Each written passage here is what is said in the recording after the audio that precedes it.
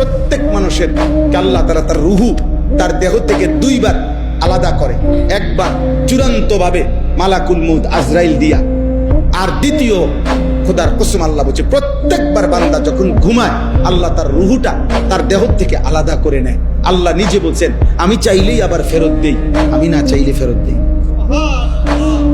আল্লাহু ইয়াতাওয়াফাল আনফুসা হিনা মাউতিহা ওয়াল্লাতী লাম তামুত ফী মানামিহা ফায়ুমসিকুল্লাতী কাদা আলাইহাল মাউত ওয়া ইউরসিলুল উখরা ইলা আজালিন মুসাম্মা।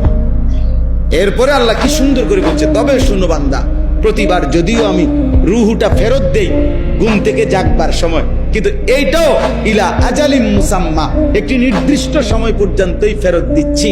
এই ফেরত দিলেও তুমি ধোঁকা খাইও না যে কোনোদিন আটকাবো না, না সত্যি সত্যি একদিন রুহুটা একবার নেব আজরাইল দিয়া, আর কোনোদিন ফেরত দেব না।